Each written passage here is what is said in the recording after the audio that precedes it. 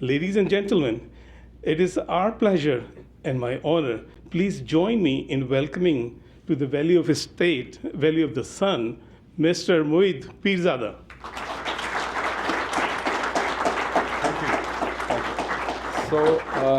Thank you so much for inviting me here. So, as a television anchor, I'm used to shouting a lot because, I mean, you can even ask the questions. There'll be more engagement for the people. If you, I think it will be more engaging if people can actually. So if anybody have any question, please raise your hand. My name is Amir. Ji Amir. Right. Yes. So essentially, I was not here for this talk which you just gave, right? So, frankly. You were expecting to talk about the present era. Exactly. Other part, you did well. Boring for me, right? So. You see, as you mentioned, it was boring. So going into the details, I had realized that going into the nitty-gritty would become very problematic. If I may add something here, Dr. Moeed Pirzada is talking to us, and he'll only be here for a short time. And this session is not intended to answer everything that you came here to listen, but we are pleased to listen to everything that he's saying because of his experience and knowledge. And also the fact that he's visiting Phoenix after 20 years. We want him to come back sooner than that in the future. I found the portion of your going over the history was very interesting for me, at least. And I think for most of the people here as well. Thank you. My question for you is, speaking on the same topics, why is the U.S. government, like they're supposed to be smart people up there, why don't they see that side of things? I tried raising this question with Department of State people who deal with Pakistan. The question is, so in this case, U.S. doesn't have any interest anymore. No, this is not true. This is not true. My name is Dr. Jana Scott, and I want to start by thanking Dr. Kazmi for inviting you because I missed you in Washington with Ambassador Khan, Adnan Khan, when you went to the White House with your wife. I am the CEO of American Center for Religious Freedom. I've also served 2 governors and a President Obama for 8 years. Ooh. And in the security infrastructure of the Obama administration. Janice, one second. When you say the pluses and minuses of the Obama administration, and then you want me to keep Eisenhower in mind. There was the hunt for Osama bin Laden. Yes. And everybody thought that Afghanistan was going to be the key to that. President Obama said that it's Pakistan that is the key to that. So, thank you. It's a complex question. The easier part of the Osama bin Laden, everybody were on board. The Saudis were on board. So it's a commendable, it's a journey, Yes. but 70 years have been wasted. That's right. 75 years. Assalamu alaikum. Actually, you did raise the point that why U.S. does not want the relationship between Pakistan and China to flourish. But isn't it in the best interest of Pakistan to maintain the long-time friendship it has with China? It's a very common sense question. America is not democratic. It's democracy to democracy relationship is not. There's a big disconnect. And America has penetrated all the way to military, Pakistan military army. So my question particularly relates What's your name? Oh, sorry, Seema Shah. Seema Shah. Other half of... Okay, the other half of Mr. Shah. Okay. I want to hear your perspective on where you see the future. I think that's That's Asad Khan. I haven't looked at the books, but if you probably go and look at the books of Pakistan government, they're probably already bankrupt. Agreed. I mean, all the successful managers of Pakistan are invested seriously outside Pakistan. The US elections around the corner. What is your take? Which party will be better for Pakistan future, if any? Good question. And another one is, you are out of Pakistan for last couple of years now. Were there any threats to you over there, or you just move on your own? No one threatened me that, will kill you. No one even threatened Arshad Sharif by saying that we'll kill you. Yes, Assalamu alaikum. I'm Fiza Fiza. Just a new person here in US. Question hai? आप पूछें ma'am with Arif Saab's permission. No, that's yeah, sure, please. Huh? Last कोई चले. Thank you very much for being here. So आपने कहा कि आप चले जाएं पाकिस्तान. मैंने नहीं कहा. I can't go back. Assalamu alaikum and good evening, ladies and gentlemen.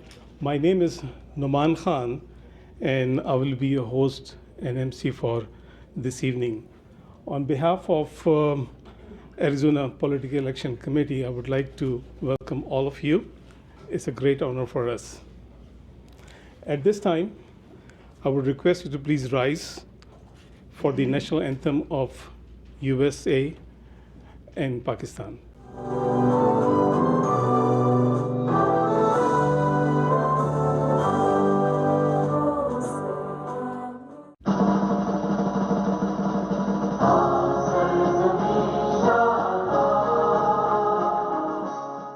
Coming together is the beginning, staying together is progress, and working together is a success. With this success in mind, today we have organized this event so that together we can take small steps, and one day we will achieve that success for the benefit for us and for our generation to come. Before we proceed with the agenda of our meeting, there are some housekeeping items. Please ensure your mobile phones are on silent, and we will have a question and answer session at the end of the presentations. Refreshment and snacks are at the back of the hall, so we encourage you to please help yourself. So without further ado, let's get it started. It is my pleasure to introduce our first presenter, who is going to provide you information on our newly formed organization, which is Arizona Political Action Committee.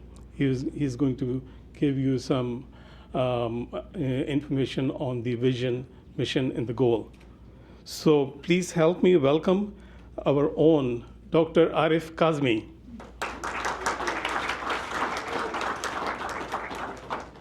Wow, Assalamu alaikum. I thought we will not fill the seats, but that's a great presence here for today. First of all, I want to start with saying Bismillah ar-Rahman ar-Rahim, ladies and gentlemen, welcome to everybody. And I think he has said that already. So first of all, I'm going to also introduce a few people here. Mr. Barry Wong, to you, please. Thank you. Mr. Barry Wong, a legislature for, I think, 3 to 4 terms, is that correct? So he has been our legislature here, and he has been working in the governor's office, Ducey's office, and other previous governor's office as a director of his office. Has been in the system here with us in the political system for a long time. By profession, he is an attorney, right, sir? Thank you very much for coming by today. I would like to also, Yusuf, I will introduce you also. Everybody knows him probably, but still, you must encourage people who just come. When you tell them to come, they'll come there. Thank you very much for coming. And where is other Yusuf, great Yusuf Bawad. Nothing goes without him. So thank you very much for all that. Now the main thing which I came up here for, how we are here and why we are here. So this is actually, we call this an Arizona PAC.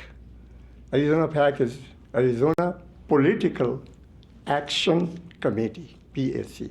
Okay, thank you very much, everybody. I hope you'll pay heed to this, and I can make you copies of this, everybody who wants it, okay?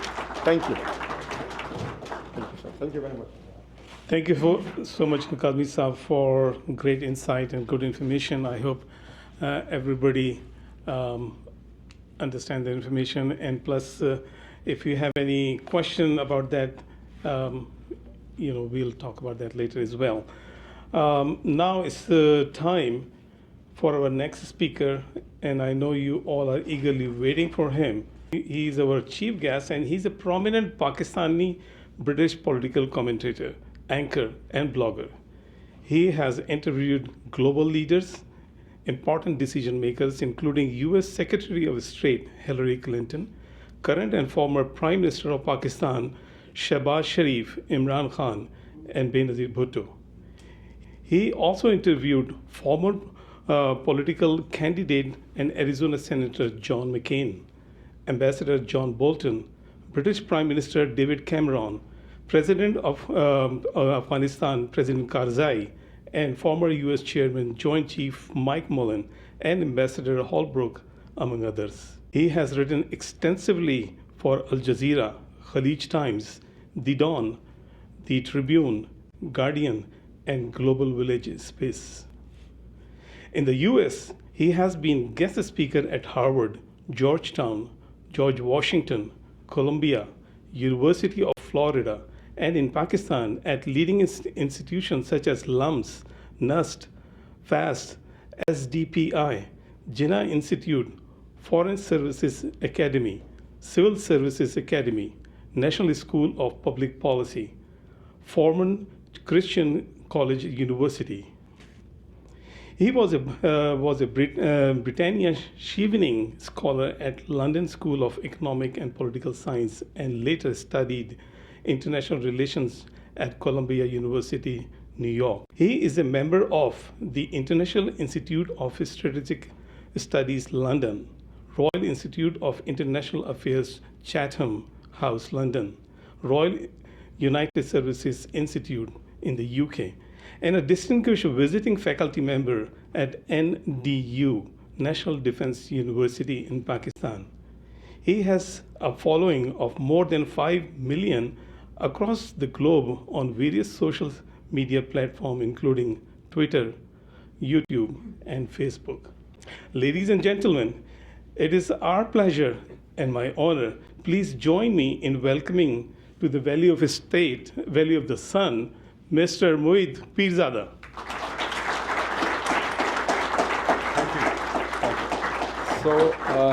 Thank you so much for inviting me here.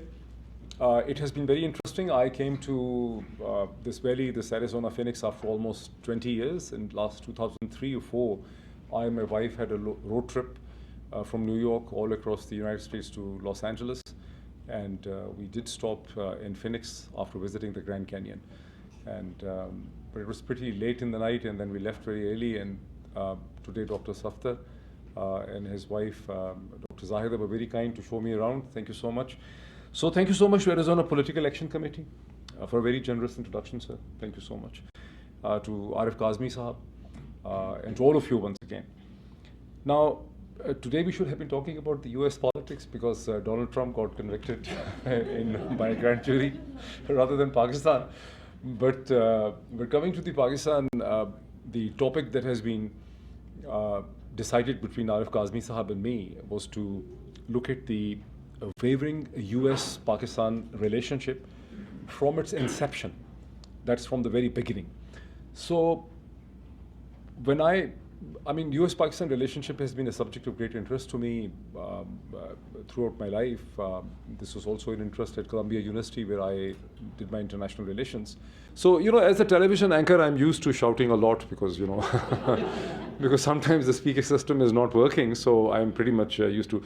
Congressman Barry Wang, thank you so much. I just got introduced to you. Thanks for making it to this place. I'm very glad to see you. What I'm going to try to do in the next 25-30 minutes is to give you a brief overview.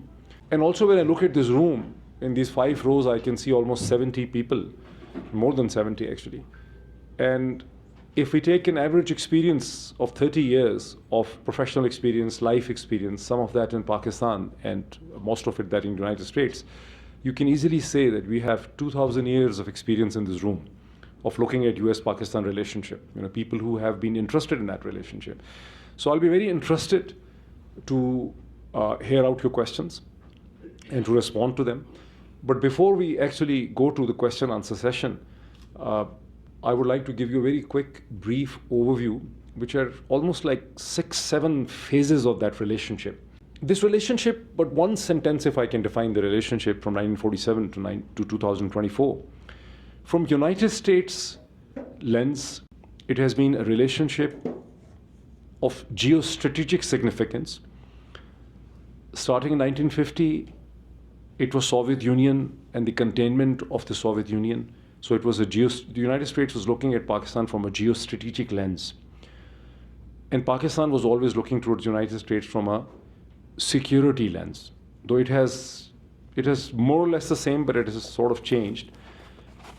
And from the Soviet containment, we have moved to the Chinese containment. So if you look at 77 years, yes, there was 1950, the containment of Soviet Union, 2020, 2015 onwards, it's a containment of the rising China. Now, when you look at the 1947-1958 time period, which is actually one time period. 1947 to 1965 is one continuous time period. But you can divide it between two time periods, 1947 to 1958 and then 58 to 65. In 1947, Pakistan emerges on the map as a very important geostrategic location in a country. In between its two wings, the West Pakistan and the East Pakistan. West Pakistan was 900,000 plus square kilometers. The East Pakistan was smaller, only 150,000 square kilometers. But West Pakistan, which is now Pakistan, was in South Asia, touching on the other hand Central Asia and Middle East. So it had a relationship, a geographical relationship with Central Asia and Middle East, and it was part of the South Asia. And the East Pakistan was part of East Asia, with though it didn't have borders with China, it only had borders with Burma and India. But it sort of was seen as a geographical extension towards Indonesia, Malaysia, Bali, China. So it was a very important part of the world. Now, the other thing that has to be kept in mind is that while Pakistan was a young, unstable state, hardly a nation, emerging as a process of sudden division of the British imperial order in South Asia, a state with very uncertain future, hardly a nation, was very amorphous, very uncertain, would not show where it was headed. United States, by the end of the Second World War, had already emerged not only as a global power, but as the unquestioned leader of the Western world. The previous empires and the imperial orders of the Britain, Austro-Hungarian Empire, the Germans, the French, they all had vanquished in the process of the first part of the 20th century. So United States was looking at the whole world. Pakistan was an important location. Pakistanis were looking at United States as a bilateral friend. So if you look at the initial literature, and I have seen some of the initial publications of Pakistan which were published in that time period, 1950s and 60s. So Pakistanis looked upon as having two-state relationship between United States and Pakistan. But United States was a global power that had started defining itself through its film, Hollywood and all that, as an inheritor of the Greco-Roman civilization, Judo-Christian and Greco-Roman civilization. Its only challenge at the time was the Soviet Union, the new power, the new kid on the block that had emerged. So its principal concern was the containment of Soviet Union. So it has to be kept in mind. The first phase continues from 1947, the age of romance, till 1965, because Pakistan expected security guarantees against the India, the Kashmir. They had a war. In 1965, the Pakistan had a huge shock when United States refuses to help Pakistan, refuses to be on the side of Pakistan, and declares the neutrality in the 1965 Indo-Pakistani war. So Pakistani age of romance with United States ends with the 1965 war. Afterwards, all relationship between United States and Pakistan is a transactional relationship. There is a second intense phase of relationship that starts, then there is a great disappointment in 1971, which many of you would remember, the story of the 7th Fleet, which was much exaggerated in the Pakistani minds. They expected the 7th Fleet would come and somehow or the other would change the outcome of the history in 1971. But has not been given any importance in international literature. The second intense phase starts in 1979 with the 77, you can say, and then lasts till 1988, which is General Ziaul Haq's time period with the Soviet invasion and occupation of Afghanistan, and a very intense relationship. And this is a relationship in which the CIA and the ISI develop a very close coordination with each other. Then there's a time period of 1988 to 1999, which has been referred in American literature in international relations as an age of irrelevance. But that age of irrelevance is mostly also because after the collapse of the Soviet Union, United States suddenly finds itself occupied. Within Washington, there is always a very small team, the Secretary of State, the CIA, there are few people. So after the fall of the Soviet Union, the collapse of the Soviet Union, the United States is suddenly involved with the reorganization of the Europe. So yes, they look like the Pakistan is irrelevant to them till 1999. Then comes a phase after 9/11 when Pakistan suddenly becomes important once again because of the western borders of Pakistan, the Afghanistan, the 9/11 and all that. The phase that starts from 9/11 is a phase that starts from 2002, 9/11, and lasts till 2014, when President Obama had declared its withdrawal. And then by 2014, most of the US troops actually withdraw from Afghanistan. And then once again, there is a sort of lack of interest. In 2015, Washington suddenly realizes the threat perception, which it had not earlier, of the rise of China through the Belt and Road Initiative. In 2014, the Chinese declared the Belt and Road Initiative. Initially, the Americans welcomed it. The US ambassador to Pakistan actually gave us a briefing at the time that said, we welcome Belt and Road Initiative. If it can bring this CPEC and bring liquidity and stability to Pakistan, we welcome it. But by 2015, they suddenly started realizing that CPEC and the Belt and Road Initiative is a huge strategic challenge. So it again starts to change. Then comes a phase from 2016 to 2021 with Donald Trump. And the only thing that happens in the phase, which is a sort of a bipartisan consensus that develops because of Trump within the United States, is the fear of China. Before the rise of Trump, before Trump becomes a president, China was not perceived as the kind of threat which it was suddenly seen. So initially there was disinterest and hostility with Trump, but then Trump very quickly ends up engaging the new Pakistani Prime Minister Imran Khan. And many of you would remember the way Imran Khan was very warmly embraced in Washington, the kind of interaction he had. Then I think the last time it was in 2021, and the American President Donald Trump was also talking to the Pakistani Prime Minister. So sort of thing in 2020 January, when Donald Trump was last in World Economic Forum, he talks to the media and he says that, under him and Imran Khan, the Pakistan and United States have sort of re-engaged with each other, and we have a very good and warm relationship. And then comes the phase, which is now we're experiencing starting from 20th of January 2021 till 2024, which is the phase of the Biden administration, which to Pakistanis is the regime change operation phase under Biden. And to the American Department of State, this is basically a Pakistani propaganda against the Biden administration, and there's nothing like that is happening. Though when we do the dot connecting, we see that the present Pakistani regime has been crucially helped in significant ways at a time of great difficulty. If United States had not helped the present Pakistani dispensation through IMF, World Bank, Asian Development Bank, and through the Middle Eastern connection, the regime in Pakistan could have probably faltered and would have probably been compelled to make political adjustments at home, which it didn't do.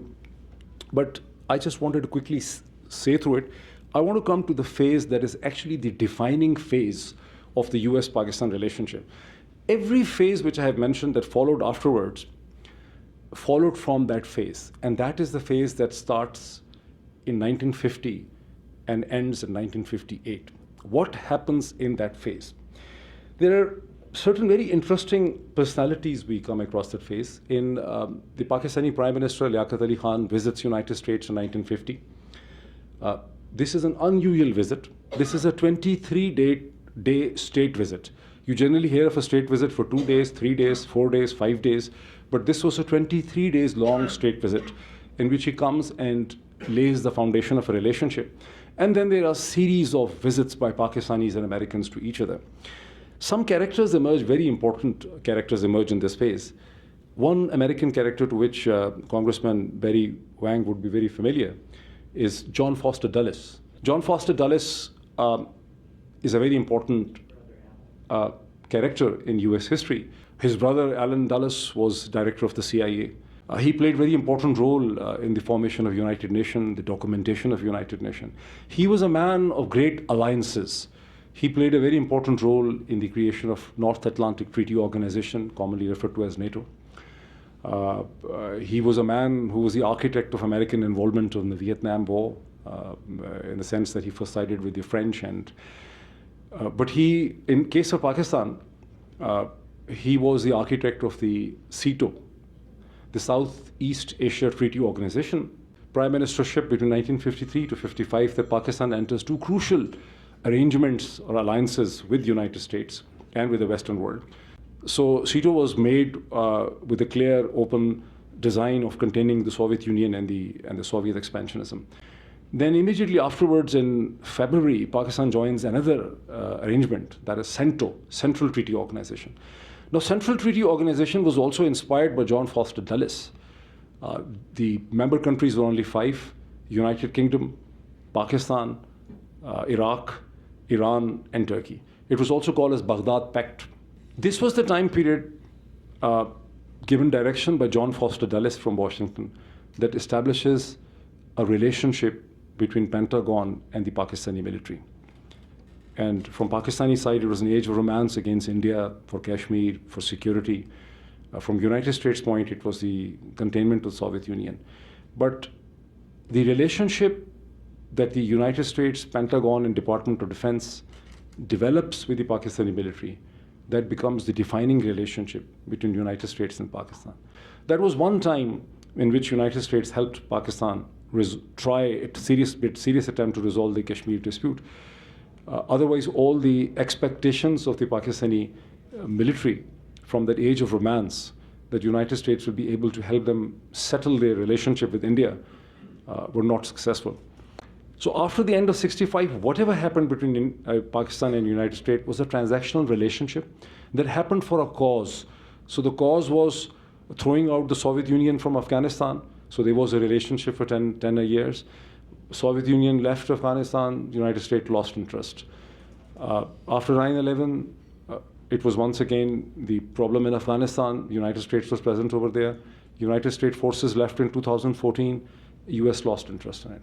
Now there is a different kind of interest, and the interest is the containment of China. Many of you watch my vlogs, and I keep on describing this. So I will take your questions on that into this. And I told that you're going to have written questions. I mean, you can even ask the questions. There'll be more engagement for the people. If you, I think it will be more engaging if people can actually. So if anybody have any question, please raise your hand so that we can bring the mic to you and you can ask the question. Everyone's been listening to Dr. Moeed Pirzada very intently, and it's great, but let's make it a less formal event now.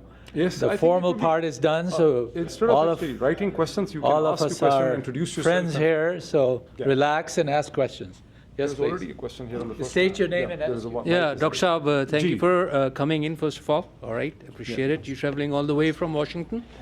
My name is Amir. Ji Amir. All right, Yes. so essentially I was not here for this talk which you just gave, right? So, frankly. You were expecting to talk about the present era. Exactly. Yeah, that's number one, right? So that's number one. Yeah. And more importantly, Right. how you see the pulse in Pakistan vis-a-vis US right now. Kind of same thing, right? Other part, you did well. Boring for me, all right? So You see, as you mentioned, it was boring. So going into the details, I had realized that going into the nitty-gritty would become very problematic. If I may add something here, Dr. Moeed Pirzada is talking to us, and he'll only be here for a short time. And this session is not intended to answer everything that you came here to listen, but we are pleased to listen to everything that he's saying because of his experience and knowledge. And also the fact that he's visiting Phoenix after 20 years. We want him to come back sooner than that So you're very kind. in the future. So please direct your questions that kind of. So first of all, I'm a big fan of yours. You're very kind. And I think it's important for us to understand the history to really see where the root of the problem is. So I found the portion of your going over the history was very interesting for me, at least. And I think for most of the people here as well. So, thank you.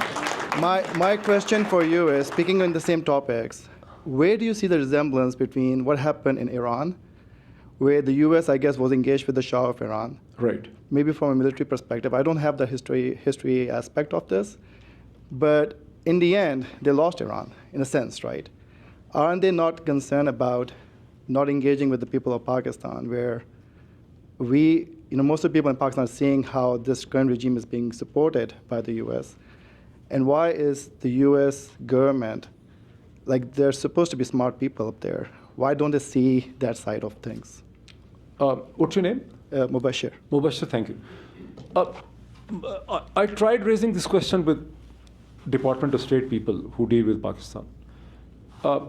They don't think that Pakistan can become Iran for various reasons.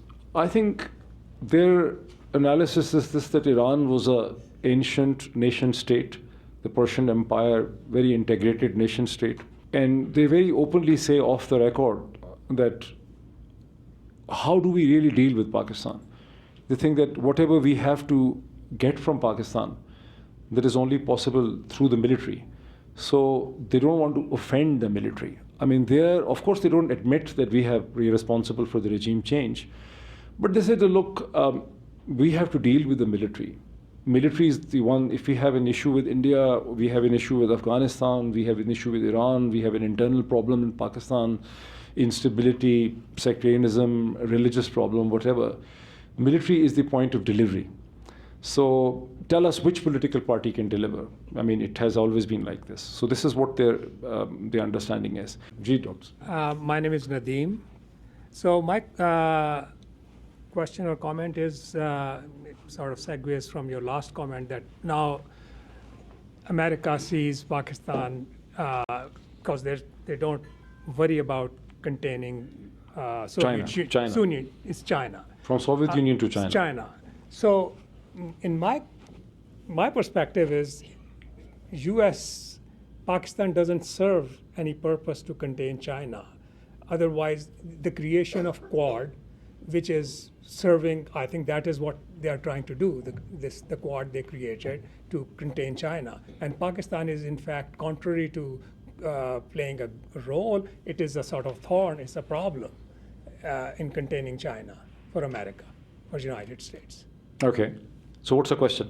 The question is, so in this case, U.S. doesn't have any interest anymore. No, this is not true. This is not true. So now we have a question from one of the ladies, and hopefully the next two questions are from ladies too. Thank you. My name is Dr. Jana Scott, and I want to start by thanking Dr. Kazmi for inviting you because I missed you in Washington with Ambassador Khan, Adnan Khan, when you went to the White House with your wife. And so he sends his greetings, and my White House colleagues also want to make sure you enjoyed your visit there. Thank you. I am the CEO of American Center for Religious Freedom. I've also served 2 governors and a President Obama for 8 years. Ooh. And in the security infrastructure of the Obama administration.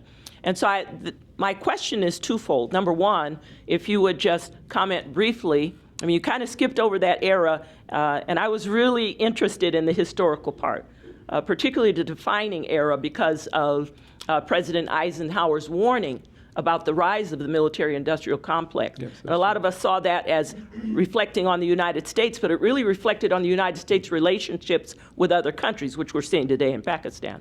So the first piece of the question has to do with what you think the pluses and minuses were during the Obama administration. And then secondly, the area that is most dear to my heart and that of the organization I represent, American Center for Religious Freedom.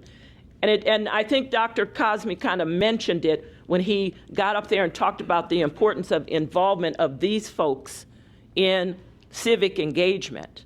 Right. Because we really believe that people-to-people diplomacy has to be part of the strategic engagement. Because if we just allow the military engagement to continue without engagement of the people, both in the diasporas and in the countries where we work, then we're never going to get out of this. And I'd just like to hear your comments briefly about that. Janice, 1 second. When you say the pluses and minuses of the Obama administration, and then you want me to keep Eisenhower in mind, what is exactly do you want me to comment on? The pluses and minuses of Obama? I didn't want to bring this up specifically, but you know, when there was the hunt for Osama bin Laden, yes, and everybody thought that Afghanistan was going to be the key to that, President Obama said that it's Pakistan that is the key to that. And I don't know how... No, but OBL was killed. Osama bin Laden was killed in Abbottabad in Pakistan. Yes, he was. And so I don't know how people perceive that in terms of, did they feel like America was against Pakistan because he had made his way in there and had been there? And from a journalistic and academic perspective, could you help us understand, you know, what the perspectives were around that piece in particular? The reason I ask that is because when President Obama took office, one of the first things he did, he visited Al-Azhar University in Egypt, and he announced something called a new era of partnerships with Muslim countries. And in his national security strategy, he talked about the importance of engaging with Muslim countries around the world in a different way. And that was, of course, a military action. But those of us in the people-to-people diplomacy piece of the infrastructure really kind of wondered, where do we go with this now with our relationships? So, thank you. It's a complex question. The easier part of the Osama bin Laden. I fortunately had the opportunity of witnessing the drama inside Islamabad very closely. The details are very long, but there are two kind of views on it as to what really happened. One is the official view of Pakistan and Washington, that Osama bin Laden was hiding over there. The Pakistanis didn't know about it. The US found out.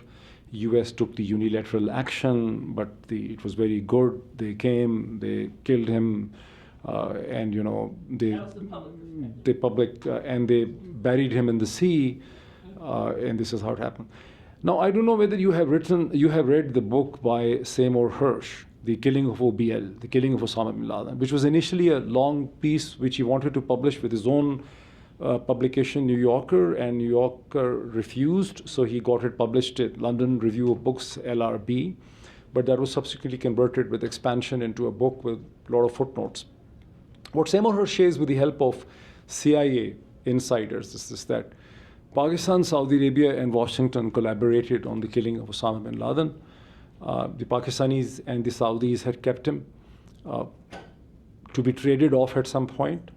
It was not kept to harm the US. They seized him. They wanted to get a benefit out of this prisoner at some point. The US initially didn't know. The CIA had created special cells that were hunting for him. One Pakistani brigadier sold the information, who subsequently was given a green card and citizenship and a lot of money out of the 25 for $50 million.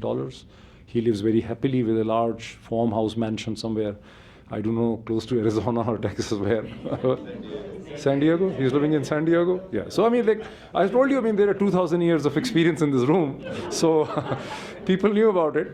So he walks into the US Embassy or CIA. So US Embassy in Islamabad has a huge office for CIA as well. I mean, the CIA station chief is the most informed person. I have interacted with one or two of them, so they know everything about Pakistan. President Obama planned it in a way that he planned it 1 year before the election because he had the next election in his mind. He didn't want to basically do it in a way that the Republicans can say that, look, it has been done to influence the election. Seymour Hersh says that the idea was to kill him. It was never to capture him. However, they never got his body because there were a lot of miscommunication, and the Marines kept on throwing his body parts. And first of all, there was so much fire on him out of the M16s that his body was literally shredded. So then there was an internal debate whether to keep it in Kabul or display it like they have done with Uday and Qusay, the Saddam's sons, whose bodies were placed for public consumption. But since nothing was left of the body, and parts were also thrown by the Marines out of excitement over the Tora Bora and whatever hills, then a quick decision was taken that let's actually declare that he has been buried in the sea. But no real event of burial on the sea ever took place, because when the ship arrived, they never knew of any burial in the sea ceremony. And, so I mean, this is a huge subject. If you read the book, Killing of Osama bin Laden. So now also, I attended the operational meeting because Pakistan's President Asif Ali Zardari asked the Ambassador Hussain Haqqani to prepare an op-ed piece congratulating the United States on the killing of Osama bin Laden, which was published in Wall Street Journal within the next 12 hours. So when it was published, the Pakistani military chief was very much embarrassed, General Kayani. So he went on with a different narrative that, U.S. has done the unilateral thing. This took a slightly critical position.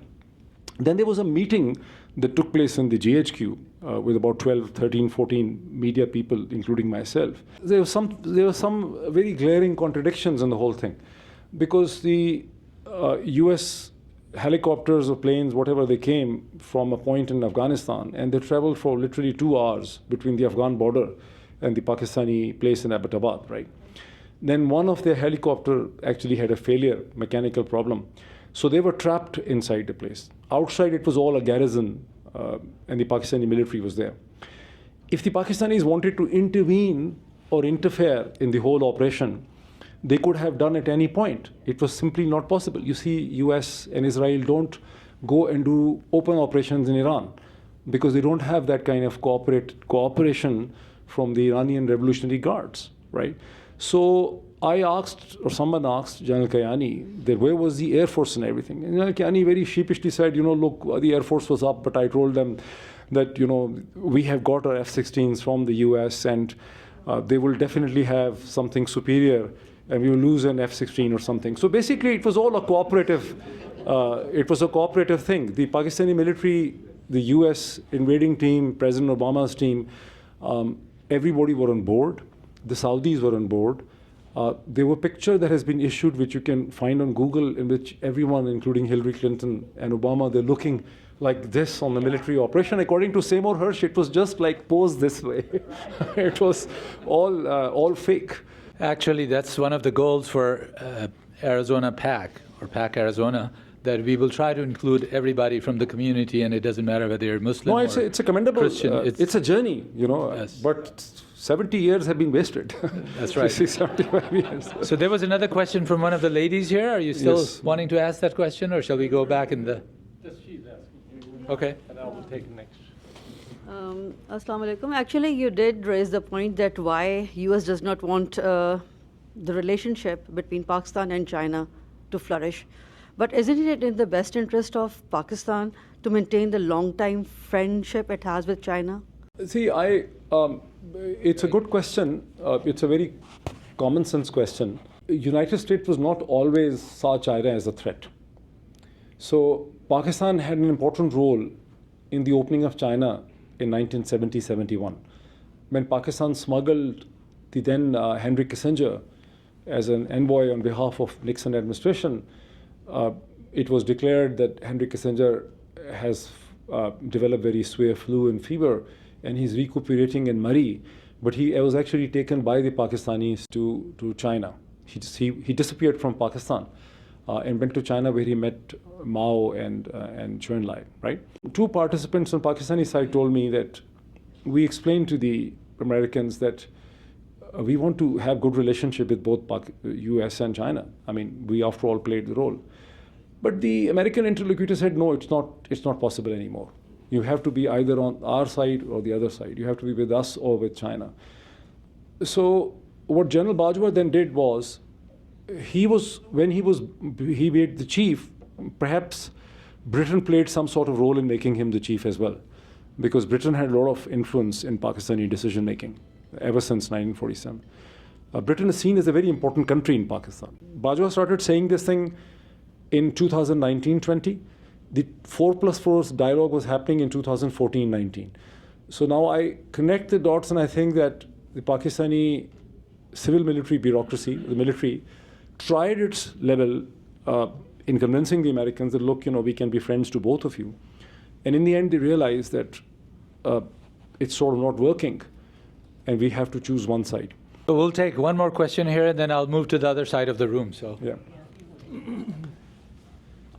So first of all, Arif Kazmi, thank you very much for inviting Dr. Moeed. And Dr. Moeed, thank you for visiting here. We really appreciate that, for coming in Phoenix. You're very kind, sir. Thanks for inviting. So the question I have is that nicely you put the dots together, providing the historical event, that the relationship between Pakistan and America is not democratic. It's democracy to democracy relationship is not. There's a big disconnect. So now I have seen that you have taken an interview for General Tariq a few times, and I'm referring to an interview you have done for a couple of years back on Afghanistan. That was a slightly, yeah, probably that was a topic about the Afghanistan border, Afghanistan too. But one of the points he raised in that discussion was that if CPAC qualifies and goes through, the 26% GDP will flip from US to that region. So that's the biggest catastrophe, and then there's no way U.S. ever gonna let the CPEC go successfully. And that was the discussion in that interview. So my question is, China is so close to Pakistan, and America has penetrated all the way to military, Pakistan military army. Why China is unable or failed to penetrate and take the same penetration in Pakistan army so that prosperity come in that region? Why China has failed? And they still continuously pursue for CPAC, but they still continuously fail. What is the reason? What do you say? They thought that we can bring China into the global trading system, take capitalism inside China, and the capitalism and the greed for the money and the rise of the individual corporate companies, small and large companies, will create competition and rivals of the Communist Party of China. So we will be able to penetrate, the West will be able to penetrate inside China, and we will be able to sort of create a plural China, and will break the hegemony of the Communist Party of China. So the Communist Party of China also understood what they want to do, and they handled the situation in such a way, and they created such companies in public sector. So the Chinese have created competing public sector companies, which are competing, but there are no real private companies in the kind of thing the United States saw. So by 2008 and 9 and the first Obama administration, when you had this pivot to Asia and all that, the Americans were kind of getting very worried that they are not able to control China or not able to penetrate China. But the Belt Road Initiative, when it came in 2014, it took them more than a year. So they welcomed it, and the US ambassador called us all and gave us a briefing in Islamabad and said that, look, we welcome the Belt Road Initiative. We just want more transparency and all that.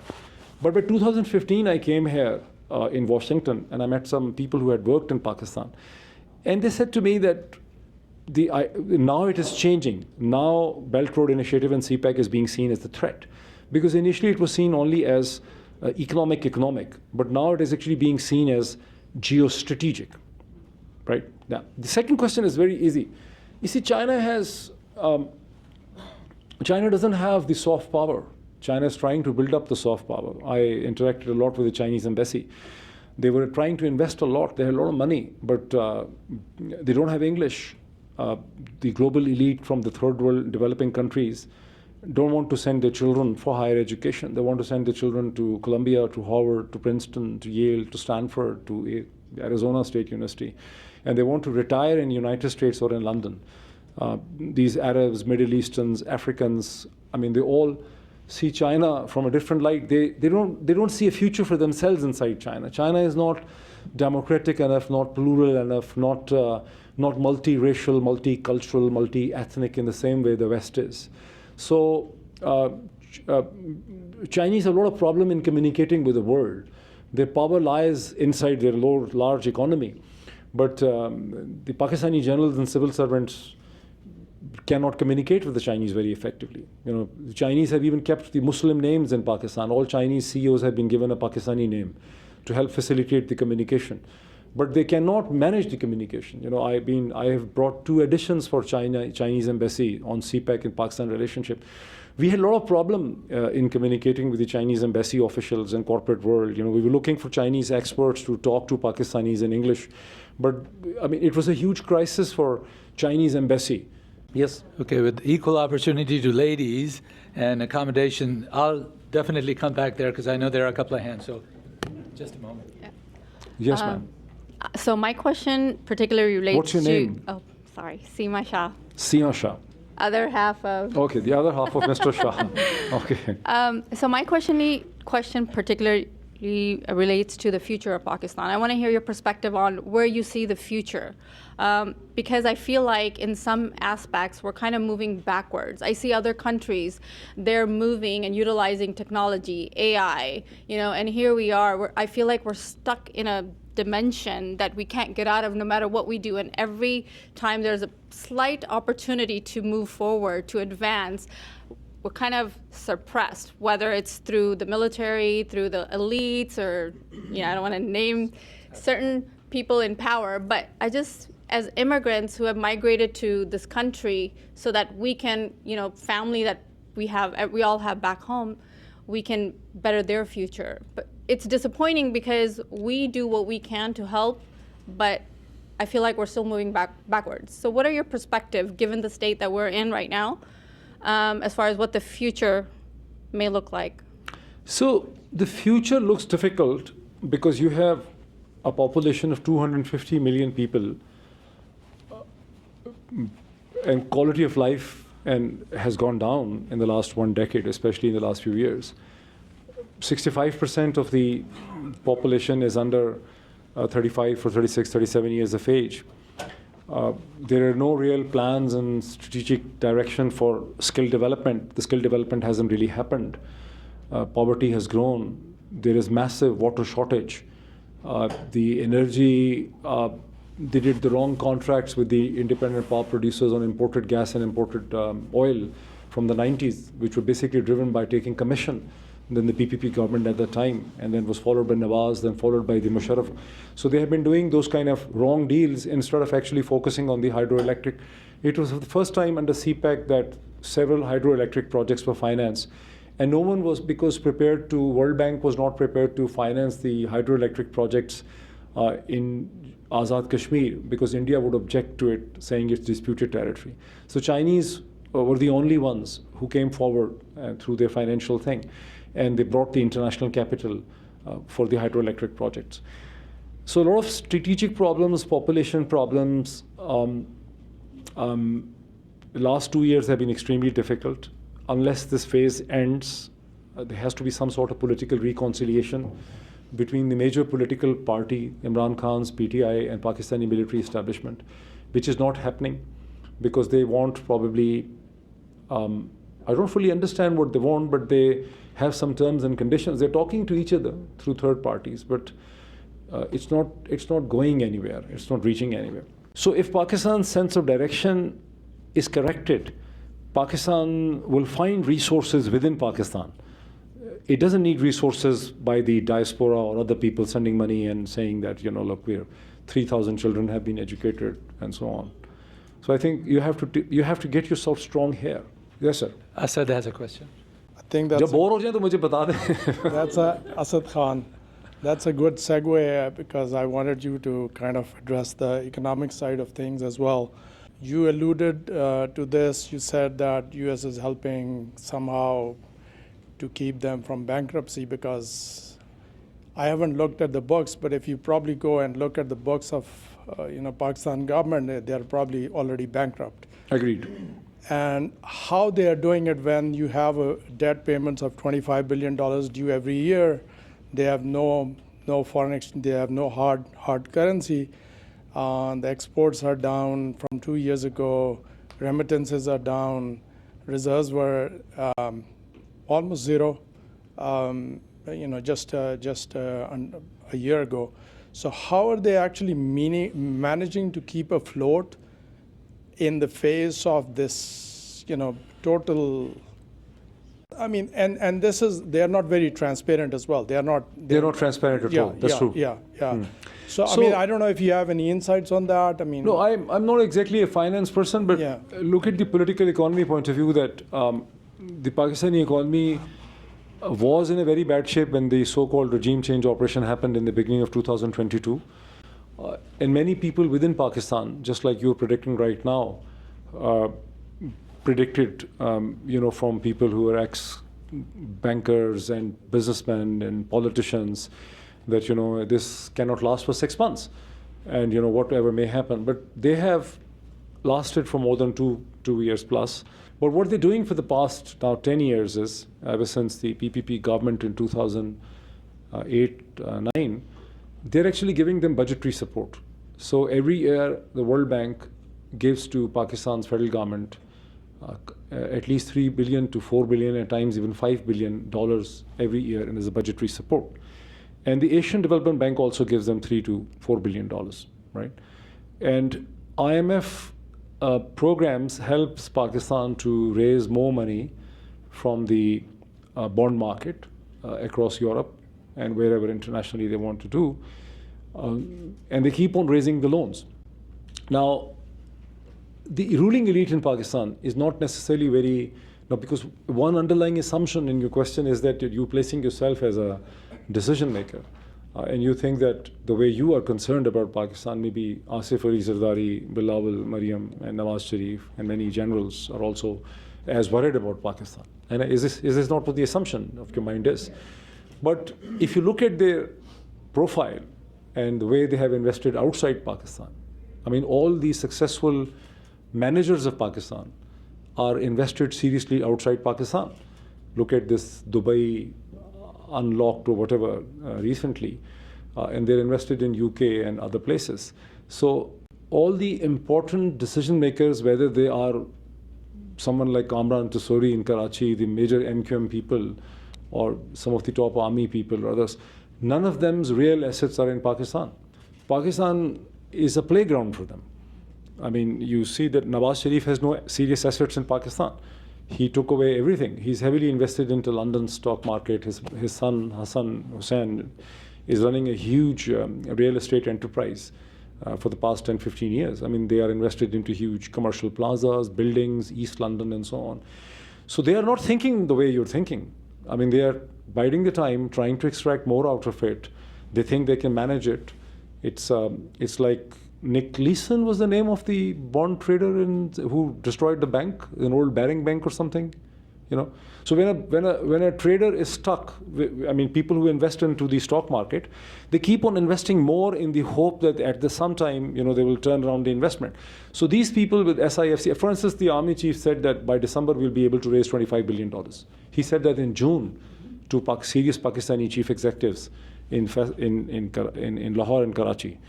June 2023 has passed long time ago, right? They have not been able to raise even $250. So, but they had promised $25 billion. They're still thinking that Shahbaz Sharif is going to China, bring something. Amir of Qatar and Kuwait are coming, they will bring something.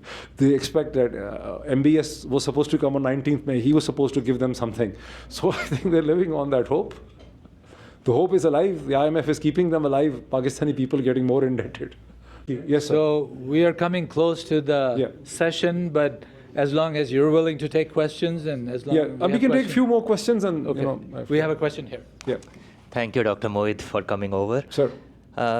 Just a quick question with... What's your name? Zubair Qureshi. With the US elections around the corner, what is your take? Which party will be better for Pakistan future? If any. Good question. And another one is, you are out of Pakistan for last couple of years now. No, 18 months. 18 months. Were there any threats to you over there, or you just move on your own? No one threatened me that, you know, will kill you. No one even threatened Arshad Sharif by saying that we'll kill you. I mean, look at it this way. I mean, no one has threatened. I mean, they never asked Arshad that we're going to. I perceived, because I was being called every week for forced briefings.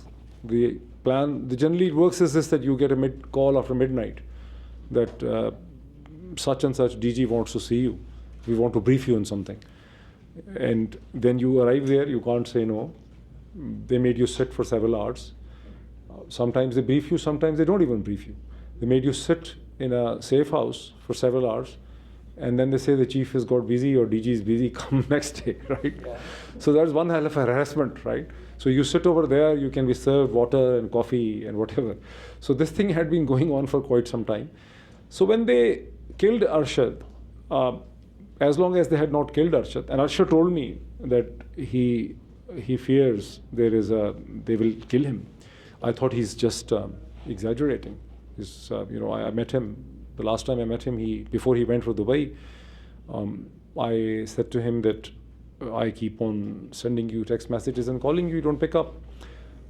He then gave me a British number, a WhatsApp number. He said, actually, I don't pick up because I switch off the location and different things, and I'm under threat, and you know, I fear this and that, and they have some jihadi group against me, the Afghan, they call. So I thought that he's just got paranoid. I mean, I didn't expect such a thing can happen. Then he left for Dubai, and I got one of the other briefing, and that person's, there were 3, 4, and they said he left, he has unnecessarily left. There was no real plan to, you know, work against him. We were just trying to advise him on his Twitter and whatever programs. But then subsequently after his, and then I spoke to him when he was in Kenya.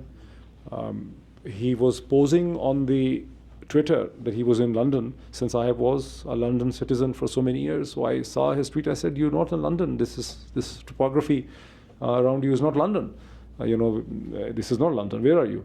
He said, "I can't tell you where I am, but I'm not in London." Then he told me that how the Dubai police came to him and said to him that the Pakistani government wants you to be repatriated.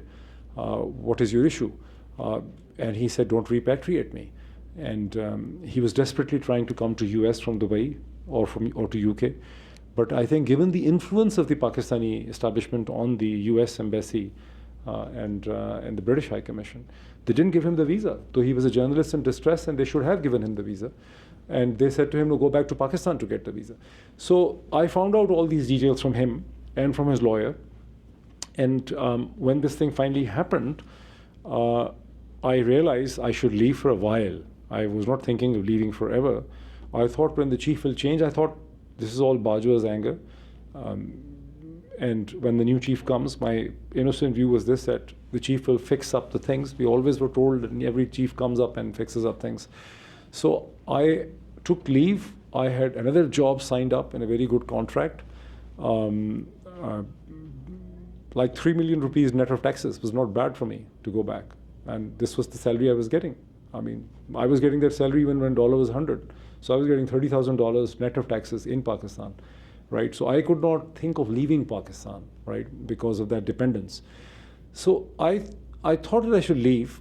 And then the way situation evolved, I realized I can't go back. Now, the choice is very simple. I mean, you say, "I'm sorry, I apologize, I would follow your instructions," like other media people are doing. Some of the senior officers I spoke with, they said, "Everybody else has compromised, why don't you compromise?" So the question is, if all my education was to be able to say what I think is the right thing to say, I'm not a jihadi, I'm not a gun-carrying soldier, but the point is that I was a medical doctor. It's not that I left a medical school. I was a medical doctor. Doctors understand paid house job. Very few people used to get paid house jobs. So I was a paid house job doctor. My father was a doctor. I left medicine because I was interested in this subject, which I talk about. And then I did civil services. I stood 17th in Pakistan. I left because I thought that was not the right direction. Then I educated myself at Columbia. I was #1 Britannica Chevening scholar from Pakistan into London School of Economics. After all that background, I didn't want to do what the Pakistani media people were doing right now. I mean, you see what they're doing, what they're saying. I want to offer my analysis. This is life to me, to be able to say what I want to say. And that is the only reason I can't be back in Pakistan, because I do not have the right to say what I am saying. I mean, everyone I'm asking, am I saying something against Pakistan? I'm not saying anything against Pakistan. I'm trying to explain the situation. Just like an American scholar or a professor tries to explain things. I mean, what is John Mearsheimer doing? I mean, how he is basically saying your Ukraine war is wrong. You forced it on Putin, right? So I think that is the first part of your answer. What's the second question? With US elections. US election, it's a very tricky thing. You see, the point is that Pakistanis, of course, for good reasons, feel that Trump will be good, and it's true that Trump had a different attitude. He's not warlike.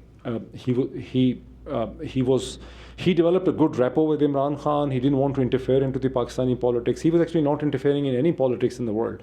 And if you keep on hearing his narrative, he's continuously taking a very open, strong, robust position against what he describes as the US establishment. And just last week I heard, I mean, what he keeps on attacking. But we have a question here from a lady. Right. Yes, Assalamu alaikum. I'm Fiza Fiza. Bukhari, just a new person here in US. As a generation coming up, trying to see Pakistan in a better condition, Pakistan has always been at a nazuk mode. At a nazuk mode. At a very crucial turn that has taken us to a very disastrous turn now. But then when we're at a very disastrous path, we've never seen a silence as strong as we have seen now. We have never seen a silence. Silence as strong. By silence as strong, I mean the self-sabotage energy we've seen, I'd say, most part of the journalism of Pakistan. What do you comment about that? And don't you think it's like a self-sabotage energy that's affecting? We look up to you as people who'd guide us to go forward, to take a path. But when we see the silence in that part of the community, it puts us down. It does not give us a direction to look forward to. Silence of the media? The silence of the media, journalism, people we look forward to. You can divide the Pakistani world of journalism and media into two categories. One, who are benefiting from the present situation and are being paid off in one or the other way. It's very interesting that many journalists who are against the establishment and had good relationship with the Western-funded NGOs are now supporting the establishment, and those NGOs are also supporting the establishment. That is quite a telltale sign as to what has really happened. So many international NGOs that were traditionally against the Pakistani establishment from 2008 and 9, had very strong positions, are totally silent. And many media people were also sort of had good relationship with the same NGOs and foreign missions. So they're also silent. So this is one part of the media. The other, yeah, go. I'm cutting you off. My reason to question this is, can people like me expect that we will come out of this? Ed, people like you can expect what? We will come out of this silence? Yeah, definitely at some point. What is called as a breaking point. Someone referred to the point over here, what will be the breaking point? In every human situation, historically, there is always a breaking point. Whatever is happening in Pakistan, if this continues, it is going to unleash two different kind of forces in history. It's always the ethnic forces and the religious forces. And the ethnic forces and the religious forces are blind. They then don't care for casualties and fatalities. And then they are governed by a different sentiment. So they think that it's not going to happen, but I fear that something like that is going to happen. So the other part of the media is afraid. In the way they have treated media, they have arrested people, abducted people, beaten them on the streets, stripped them naked. They have done it repeatedly to basically send a message home. That just look at this totally harmless Kashmiri poet. Who knew him? No one knew. I never heard his name. I'm sure. How many people had heard the name of Ahmad Farhad Shah before he was picked up by the agency? Raise your hands. No one, right? And someone wrote on my YouTube that I live in Rawalakot. They said he's from Rawalakot. We never heard of him in Rawalakot either. But they're so afraid of a dissenting point of view. They pick up anyone who says something original. They're not concerned by people who just talk against them. Talking against them is not. They censor my YouTube channel because they warned me, because I started talking of the reform of the ISI. I said, this is how you can reform the ISI. You have to have a civilian head, accountable to this. So they have a very well thought out plan to control the dissenting voices. Why would they pick up a poet? Because he was saying things. One of his verse was, "Ye sochta hai aise utha lo." And this is precisely what they've done after 48 hours. Yeah, go ahead. Dr. Pirzada, I think we're coming to the end of our session, but if I may take the liberty in thanking you. You've been very generous with your time. On behalf of the community and everyone that's attending here, you've been very resourceful in terms of knowledge and expertise, so we appreciate your presence. Sir, thank you so much. It was a great pleasure to be here.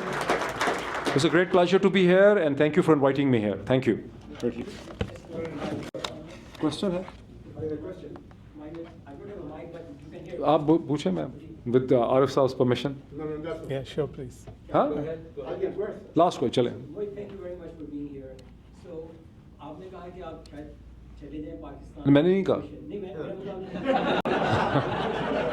I can't go back. हाँ. नहीं मुझे तो नहीं मुझे तो FBI ने warn किया June 2023 में. They said that we have seen the Pakistani embassy is taking a lot of interest in your location and everything, and we needed to warn you. And I took the permission. I said, can I go public with this? They said, you go public with this. This helps you. So I actually went on Twitter and I actually said that. And then they basically did programs against me for 48 hours. I saw that vlog. But दूसरी बात ये थी कि on a lighter note, आप अपने vlogs में अशार पढ़ते रहा करें प्लीज टूटे फूटे ऐसे आज दराज मान कर तो आज भी मैं बैठते दो इंतजार में तो आपके यहाँ आज भी जो है बाकी आपके यहाँ जी thank you Guys, we're not done yet. So, just a quick announcement. There is a fundraiser going on June 9 at Dr. Naveed's place. So, this is in the benefit of